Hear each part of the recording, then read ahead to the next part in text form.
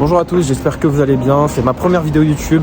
Bienvenue sur cette chaîne et je vous parle depuis Busan. C'est la deuxième plus grande ville de Corée, donc il y a 3,5 millions d'habitants. Donc actuellement on est un peu dans les montagnes comme vous voyez derrière moi, mais on va se rapprocher du centre. Mais aujourd'hui on n'est pas là pour parler de la Corée du Sud, on est là pour parler business et intelligence artificielle, comme vous avez vu dans le titre.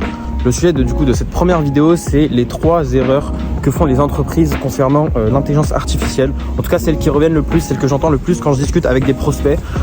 Restez bien jusqu'à la fin de la vidéo parce que la 3e erreur, c'est la pire.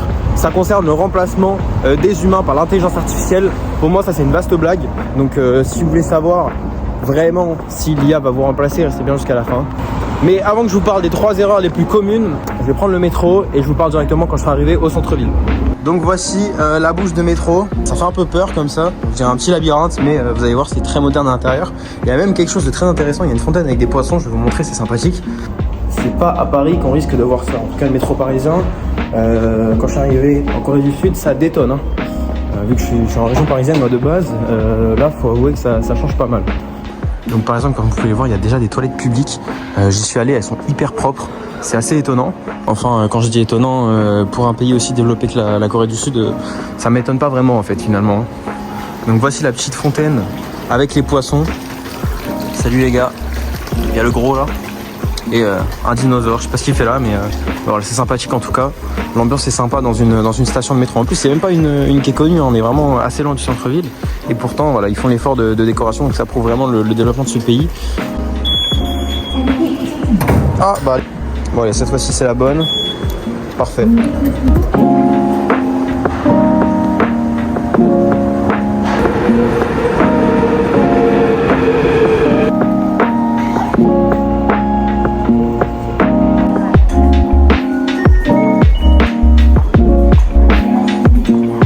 Regardez les stations de métro quand même, tout est pensé pour le confort, pour qu'il soit beau visuellement et pas déprimant.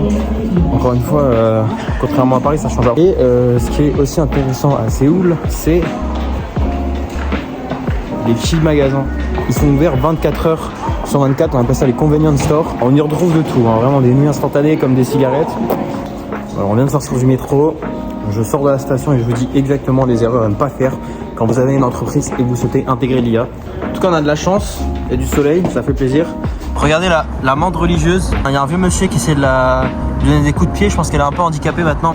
Alors, je vais profiter de ce petit panneau Busan pour vous expliquer du coup les 3 erreurs que font 90% voire 99% des entreprises en France concernant l'IA. En fait, quand j'appelle mes prospects et que je leur demande est-ce que vous avez déjà intégré l'IA dans votre entreprise, ils me disent tous oui. Moi, je suis étonné. Et puis je leur demande exactement qu'est-ce qu'ils ont fait et ils me disent en fait on utilise ChatGPT pour rédiger nos annonces dans l'immobilier ou pour rédiger nos mails. Alors j'ai pas envie de vous décevoir, mais vous n'avez pas intégré l'IA dans votre entreprise si vous utilisez simplement ChatGPT. C'est comme dire je suis pilote de ligne alors que vous savez juste conduire une voiture.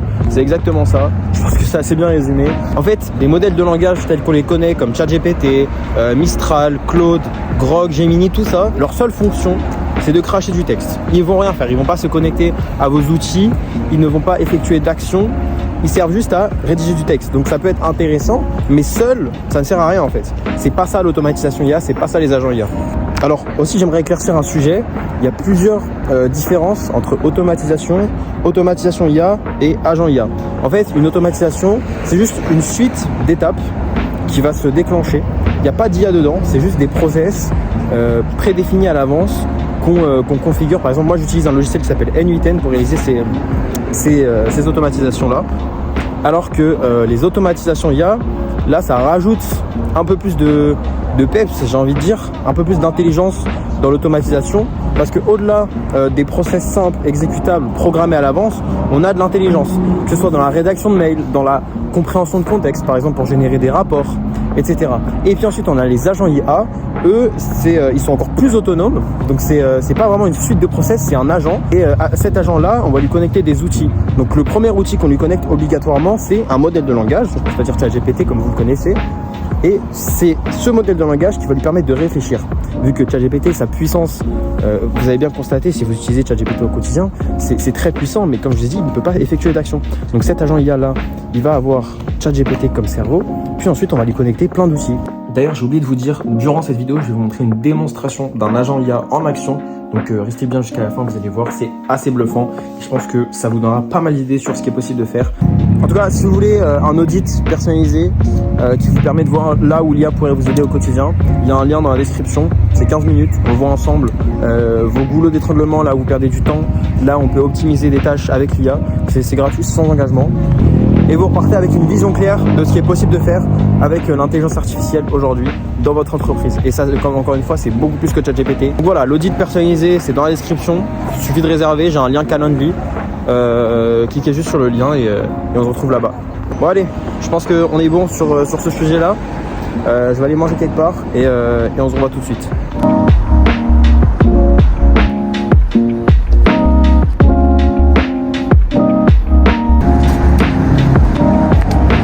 Voilà, la deuxième erreur que font la majorité des entreprises, celle que j'entends le plus, c'est au niveau du coût. Comme je vous ai dit, ils sont encore bloqués en 2020, là où les automatisations se faisaient majoritairement en codage. Donc il fallait coder chaque script, chaque process à la main, avec un langage de programmation, quoi. Aujourd'hui, c'est plus le cas. Il y a des outils no-code qui existent, comme N8N, qui ont simplifié la tâche pour les développeurs. Ça reste complexe, mais c'est beaucoup plus simple et du coup, beaucoup moins coûteux. Idem pour l'intelligence artificielle. Avant, c'était réservé aux grandes banques pour des analyses de flux financiers, par exemple. Aujourd'hui, c'est plus le cas. Grâce à ChatGPT, grâce à la démocratisation des modèles de langage et plein d'autres types d'intelligence artificielle, les coûts ont drastiquement baissé. Merci OpenAI. Ce qui fait qu'aujourd'hui, quand j'annonce le prix de mes solutions à mes clients, ils sont étonnés en fait. Ils disent quoi, 2000 € pour une automatisation qui me fait gagner 20 heures par semaine, c'est minime. En fait, l'investissement est rentabilisé au bout de même pas un mois en fait. Parce que oui, il faut voir ça comme un investissement et pas comme une dépense. Un investissement, vous savez déjà, c'est quelque chose qui vous rapporte. C'est pas quelque chose qui vous fait perdre de l'argent sans rien en retour en fait. L'IA, qu'est-ce que ça vous rapporte? Un gain de temps, un gain d'argent et un gain de productivité. Mais ça, on y reviendra juste après, vous allez voir. C'est très intéressant, il y a une étude qui a été faite à ce sujet et les résultats sont bluffants en fait. Mais pas étonnants, ils sont bluffants mais pas étonnants. Donc imaginez si demain vous êtes libéré de 20 heures de tâches administratives, répétitives, chronophages, des copier-coller dans des Excel. Qu'est-ce que vous feriez de ce temps-là?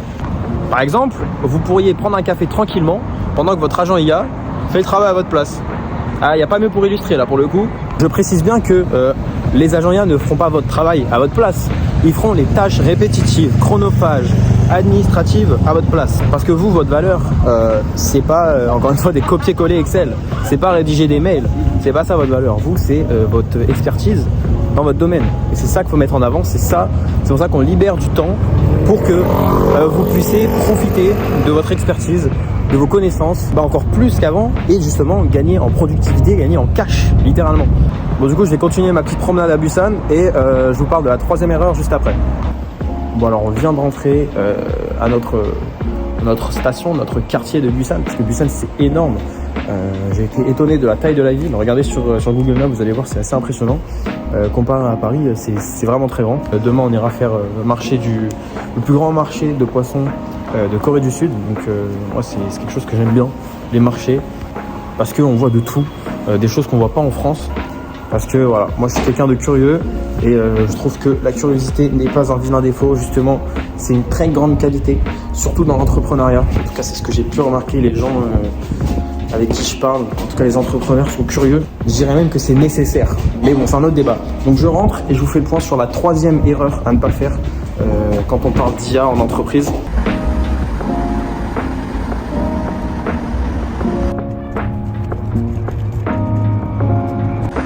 Alors la ville est assez pentue, il y a beaucoup de hauts et de bas, j'ai envie de dire un peu comme dans l'entrepreneuriat. C'est assez physique pour rentrer au Airbnb.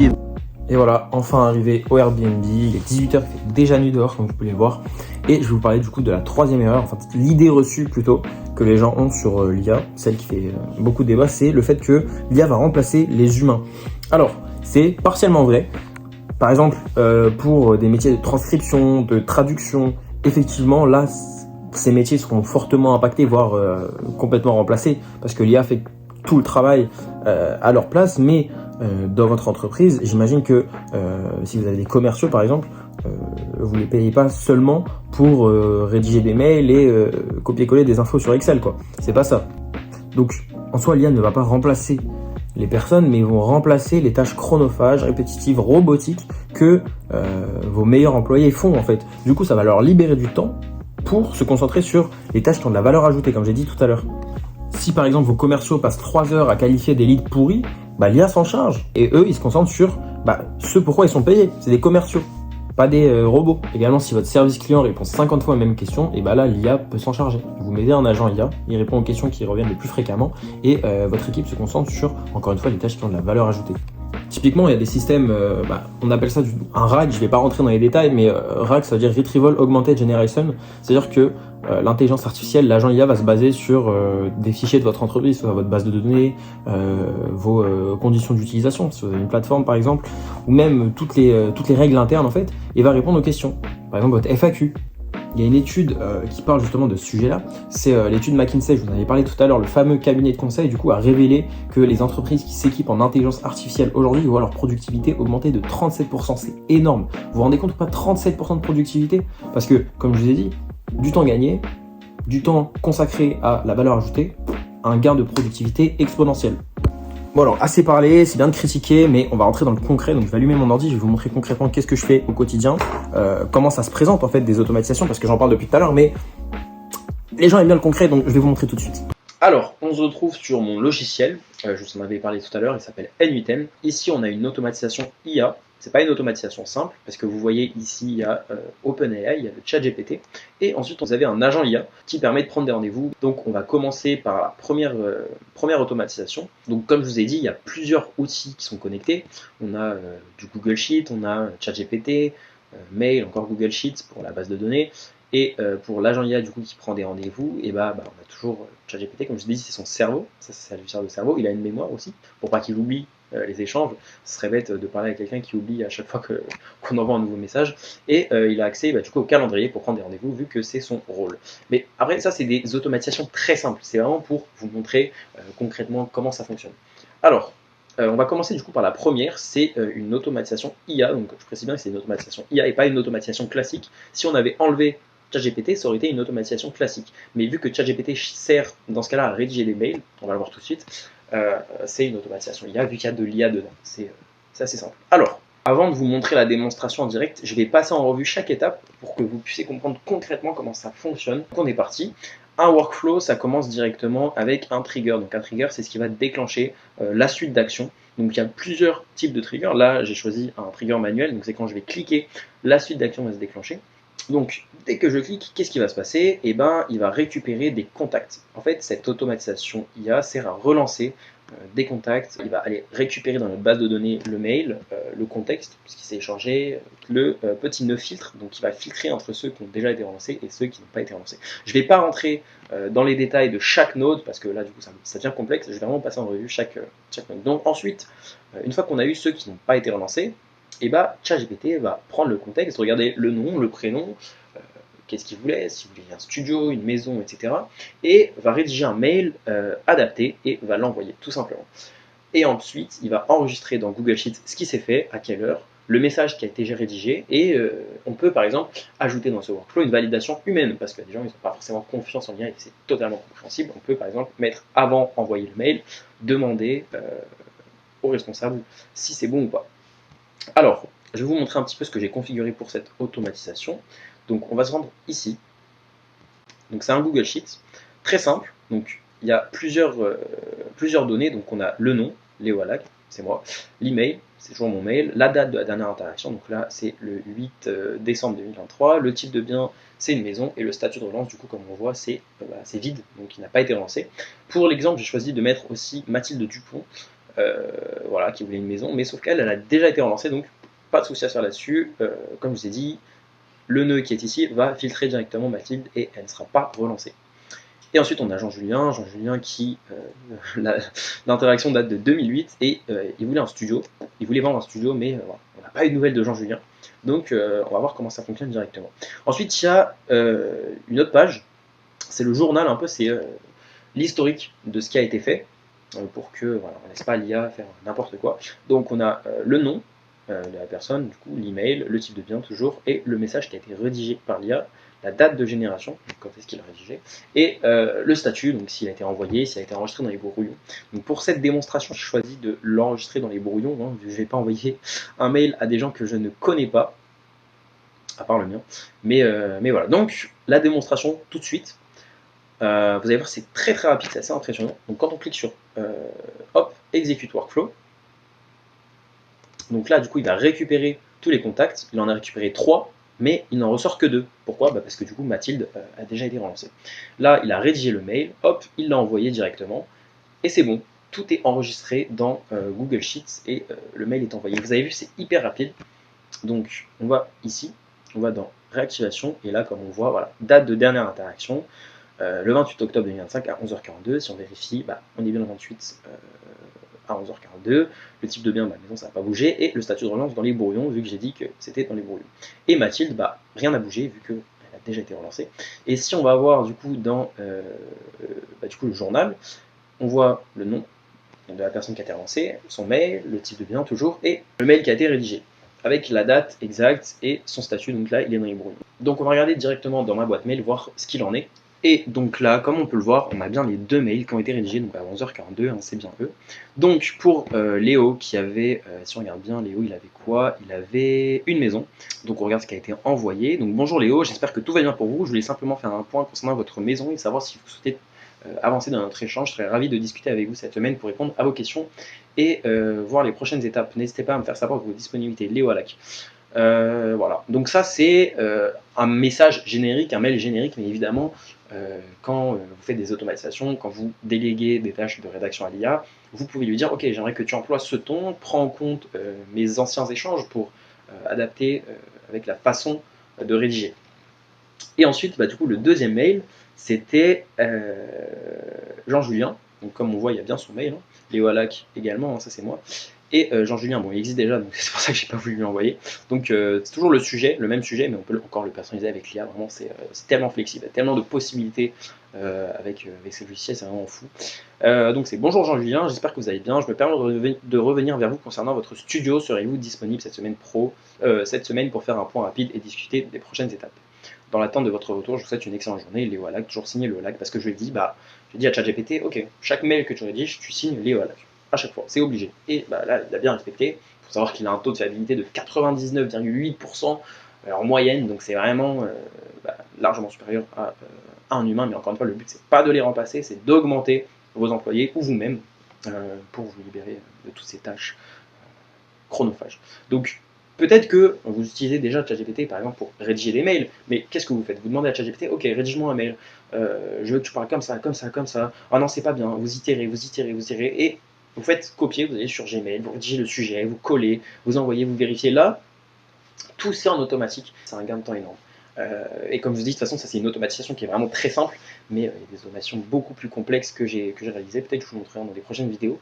Mais en attendant, voilà, là c'était vraiment la simplicité. Pour ma première vidéo, je voulais vous montrer des automatisations en action. Donc on passe à au deuxième workflow. Donc là, c'est un agent qui va prendre des rendez-vous, qui va discuter avec vos prospects, les qualifier et prendre un rendez-vous. Donc comme je vous ai dit, il y a un outil. Donc celui-ci sert à regarder si y a des créneaux de libre, et celui-ci sert à créer des créneaux. Donc c'est vraiment simple, encore une fois, et il a une mémoire pour se souvenir des échanges avec le cerveau ChatGPT, ça on l'a vu tout à l'heure. Donc on va tester ça directement. Je vais lui dire bonjour. Voilà. Donc là, ça s'active. Il y a ChatGPT du coup, qui rédige la réponse, la mémoire qui s'enregistre avec le contexte de la conversation. Pour l'instant, ces deux outils ne sont pas utilisés vu qu'on n'en a pas besoin. Donc il me dit bonjour, je suis votre conseiller immobilier IA. Souhaitez-vous vendre ou acheter un bien? Donc je lui dis je souhaite vendre.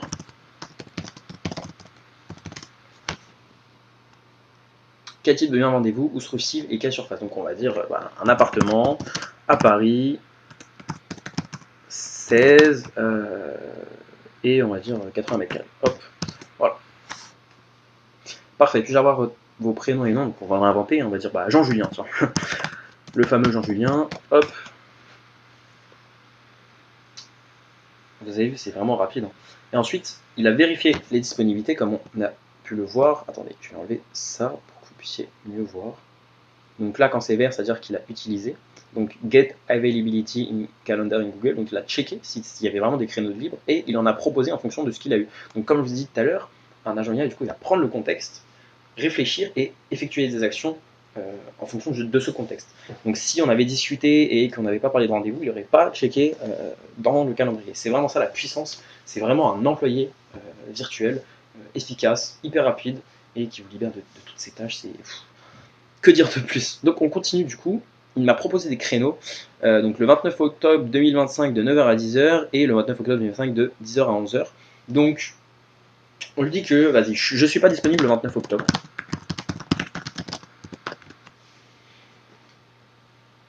Donc il va regarder, je pense, dans le calendrier, voir s'il y a d'autres disponibilités exactement. C'est ce qu'il vient de faire, comme vous avez pu le voir ici en haut.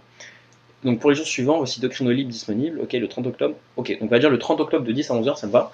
Donc ok, 30 octobre de 10 à 11. C'est c'est parfait. Et quel créneau préférez-vous et pouvez-vous me fournir votre numéro de téléphone pour confirmer le rendez-vous? Là, je vais faire exprès de ne pas lui envoyer parce que j'ai dit à l'agent de obligatoirement avoir le numéro avant de réserver un créneau. Donc je fais exprès de ne pas lui envoyer. Et après il me dit parfait, merci, pouvez-vous me communiquer votre numéro de téléphone pour finaliser la prise de rendez-vous? J'ai envie de le challenger un peu, je vais lui dire non. Je ne peux pas confirmer le rendez-vous sans votre numéro de téléphone. Pourriez-vous, s'il vous plaît, me le fournir afin que nous puissions fixer ce rendez-vous? Voilà. Il respecte exactement ce que je lui ai demandé, donc on va quand même lui fournir. Hop. Je lui ai fourni le numéro, et là, hop, parfait. Il vient de créer un événement dans mon calendrier. Et qu'est-ce qu'il me dit? Votre rendez-vous pour la vente de votre appartement à Paris 16 est confirmé le 30 octobre 2025 de 10 à 11h. Vous recevrez bientôt une invitation par email. Merci Jean-Julien, n'hésitez pas si vous avez d'autres questions. Donc là, pour l'instant, j'ai pas connecté d'outils mail. Donc on aurait très bien pu connecter un outil mail et lui dire voilà, dès qu'il y a une confirmation, enfin dès qu'il y a un rendez-vous qui est pris, envoie une confirmation par mail. C'est tout à fait possible. On peut vraiment faire énormément de choses. Comme je dis, il y a énormément d'outils. Si je vais là, bah voilà. Si vous êtes sur par exemple Airtable, il y a Airtable. Donc on va vérifier directement du coup dans notre calendrier si le rendez-vous s'est bien pris. Et donc si on va ici, c'était le 30 octobre, et hop, qu'est-ce que je vois? Rendez-vous immobilier de 10 à 11h avec Jean-Julien, la vente d'un appartement à Paris, Paris 16, 80 mètres carrés, et le numéro de téléphone que je foute évidemment. Donc voilà pour ces deux démonstrations, j'espère qu'elles vous auront éclairé sur les agents IA, les automatisations IA et l'intelligence artificielle appliquée en entreprise. Si vous avez des questions, n'hésitez pas à m'en poser en commentaire, je suis là pour y répondre. Encore une fois, si vous voulez un audit personnalisé pour voir là où l'IA peut s'intégrer dans vos process, n'hésitez pas, il y a un lien dans la description, un lien calendrier, vous pouvez réserver votre créneau comme je vous ai dit tout à l'heure. Encore une fois, c'est 100% gratuit, on voit 15 minutes ensemble, on discute. Si on ne collabore pas ensemble par la suite, s'il n'y a pas de soucis, vous partez avec une vision claire au moins de ce qui est faisable dans votre entreprise. Et puis si un jour vous avez besoin, je suis là pour vous servir. Merci d'avoir regardé cette vidéo, merci d'être resté jusqu'au bout. À très bientôt.